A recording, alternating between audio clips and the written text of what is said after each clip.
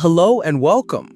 This tutorial will demonstrate the process for enrolling in the Windows Insider program without being required to link a Microsoft account. Furthermore, we will explore a method to bypass the hardware validation checks, including the TPM 2.0 requirement, which often prevents the installation of preview builds on older or unsupported systems. First, you'll need to open Settings. From there, go to Privacy and Security, and then click on Diagnostics and Feedback. On that page, you must enable the toggle for Send Optional Diagnostic Data. This step is required for the Windows Insider program to work. All right, with that setting enabled, let's head back to the Windows Insider program page, which you'll find under Windows Update.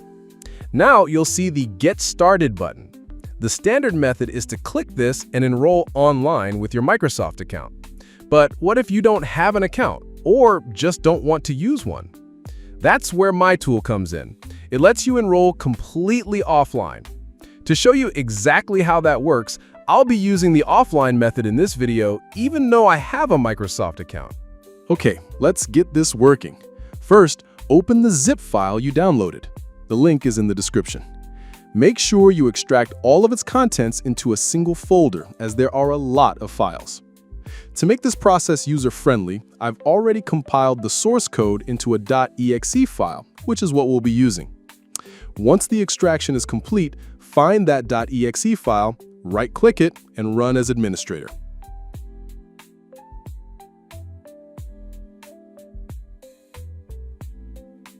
First, go to the Enroll tab, choose the Insider channel you want, like Dev or Beta, and then restart your compute.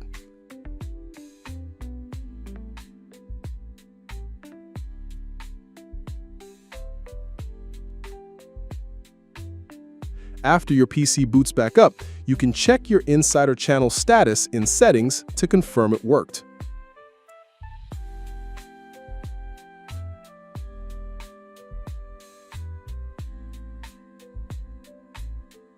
Now, run the tool as an administrator one more time. This time, go to the Bypass tab and click the button to apply the bypass. The status should say Activated. For the final step, head over to Settings, Windows Update, and check for updates. The Windows 11 Insider preview will begin downloading. Once it's finished, the installation wizard, which would have been stuck before, will now proceed normally, just like on a supported machine.